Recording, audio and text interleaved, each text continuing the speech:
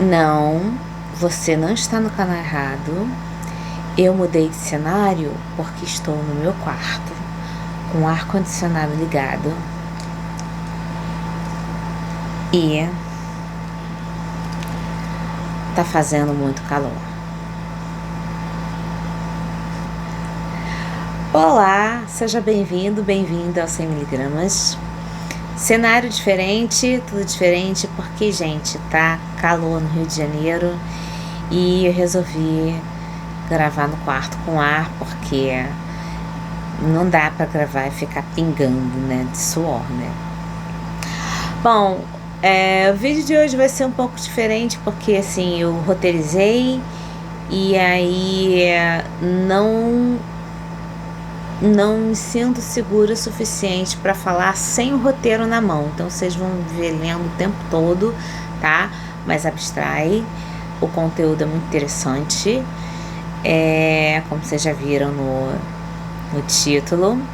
E pretendo fazer disso uma série, porque entendo que há várias questões e há várias entrelinhas, vamos dizer assim, né? Sobre o assunto que podem ser exploradas e podem ser melhor compreendidas, né? Então hoje eu vou fazer um panorama, vou fazer um basicão, assim, definição, o que é, sintomas e tal, e depois eu pretendo trabalhar um pouco nos artigos que eu pesquisei e poderiam ser interessantes pra gente aqui, ok?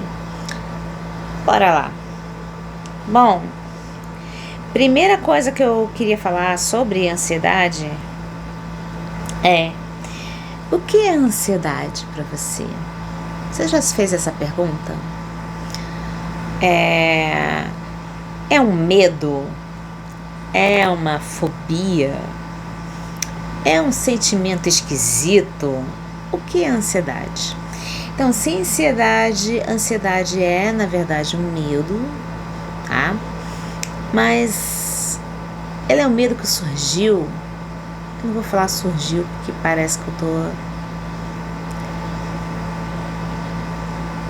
Mas ela é um medo que existe porque o ser humano precisa de um mecanismo para reagir contra perigos. Então, ficar ansioso por conta de uma entrevista que você vai fazer, ou ficar ansioso por conta de uma cirurgia, de uma injeção, é perfeitamente aceitável, ok? É normal. Então, a gente tem uma ansiedade que é comum, que é uma emoção natural e é resposta de alerta do corpo frente a um perigo ou um desafio. E nesse caso a gente pode sentir o coração acelerado, suor, tremores, tensão muscular. Eu, por exemplo, tenho muito problema de tensão muscular, assim, eu fico nervosa ou frente a alguma situação difícil, eu vou tensionando aqui a área do pescoço, a cabeça, e me dá dor de cabeça, enfim. E existe também uma ansiedade que ela já começa a ser prejudicial para nós, porque se trata de um transtorno, né? Então, como diferenciar? A ansiedade normal, ela é pontual, ela é proporcional ao evento. Então, por exemplo, você vai fazer uma entrevista, você vai provavelmente ficar um pouco nervoso antes dessa entrevista, né? Você vai fazer uma cirurgia, normal você ficar apreensivo, né? Tudo que tem que fazer, os exames, vai dar tudo certo e tal, ok? E ela ajuda a enfrentar esses desafios, ela ajuda a manter o corpo alerta, a mente alerta, para que você lide com esses desafios. Mas o transtorno de ansiedade, ele não é pontual, ele aparentemente não tem uma causa, né, relação de causa e efeito estrita. Ele é uma preocupação excessiva, persistente, difícil de controlar. Ele causa sofrimento e ele atrapalha a vida. Quando você tem prejuízo no seu trabalho, quando você tem prejuízo social, então você pode começar a pensar que isso pode ser um transtorno, ok? Então, por exemplo, a pessoa pode evitar entrevistas por meses e meses e meses, pode ter insônia constante, às vezes sem motivo aparente, crise sem motivo aparente, ok? E interessante, a duração da ansiedade normal, ela é proporcional e ela é pontual, ela tem a ver com um evento específico. A do transtorno, ela pode durar meses, ela pode, se não tratada, mais do que isso, né? E ela tem uma intensidade desproporcional, ok? Falta de controle também da preocupação, a pessoa fica com uma preocupação exacerbada, assim, muito intensa, sem conseguir controlar aquilo. O transtorno, ele tem um impacto na sua vida diária, como eu já falei, no impacto no seu cotidiano, e tem sintomas fortes, né, físicos fortes e frequentes. Então, por exemplo, uma falta de ar, palpitação, taquicardia, coisas assim.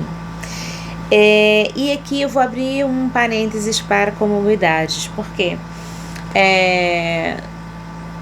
pode ser que pessoas que já tenham um tipo de transtorno, por exemplo, eu tenho transtorno de humor, que é o transtorno bipolar, elas possam ser mais suscetíveis a um transtorno de ansiedade, ok?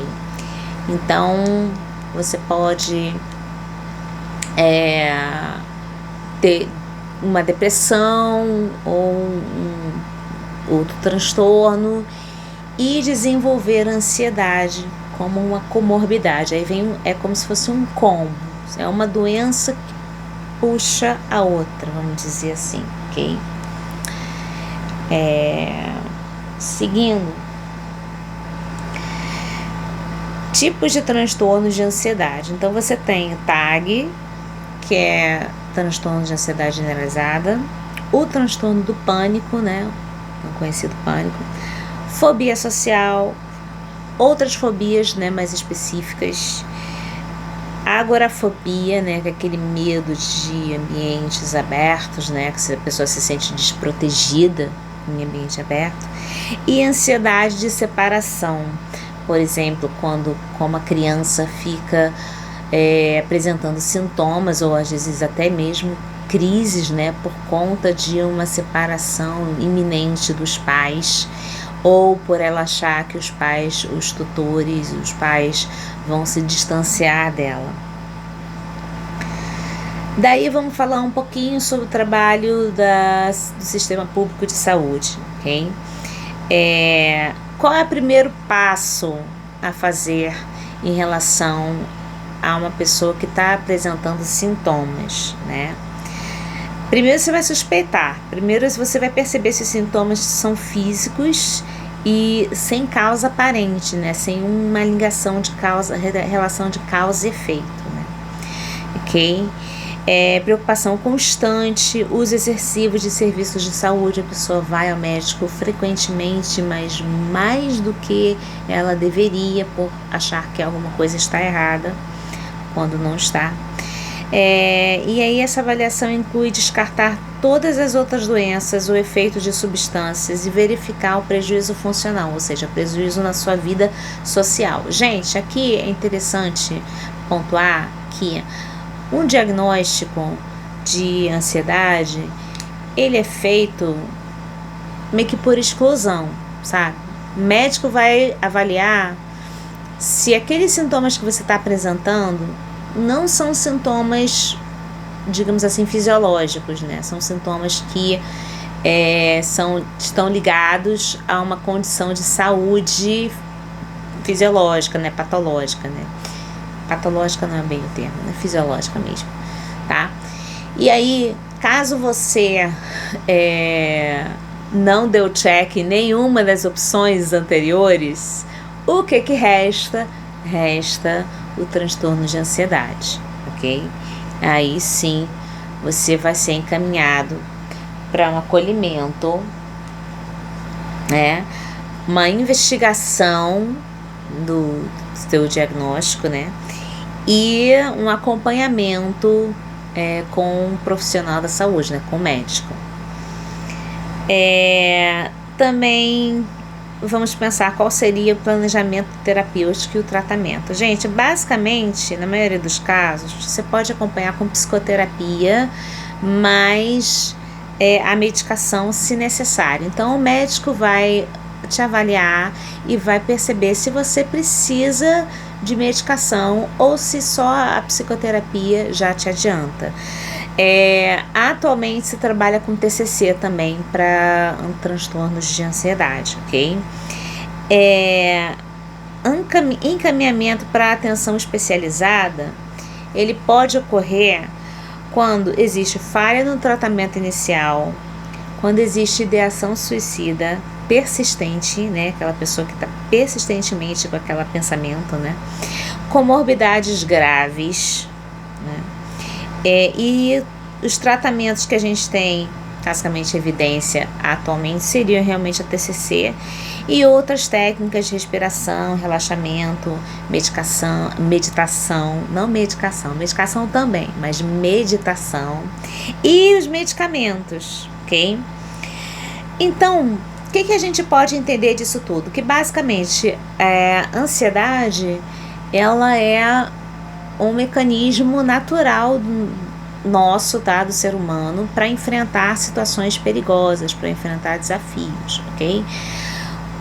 E perceber quando isso se torna prejudicial, quando isso se torna um transtorno. Bom, quando você tem prejuízo das suas funções cotidianas, né, do seu dia a dia, da sua vida, né, social, do seu trabalho e tal, e quando isso deixa de ser pontual e passa a ser uma preocupação excessiva, exacerbada, quando você apresenta sintomas físicos também de forma prolongada, ok? Ou às vezes sem razão aparente, então estamos falando de transtornos de ansiedade. Esse aqui foi só um primeiro passo, pretendo seguir com outros insights a respeito do mesmo tema, porque é um tema muito rico e um tema que a gente pode explorar um pouco melhor para entender um pouco mais como funciona e como a gente pode tratar essa questão, ok? E é isso, espero você no próximo vídeo. Saúde e tchau! Olá, sejam bem-vindos, bem-vindas aos 100 miligramas. Tô no S hoje, tô toda trabalhada no S.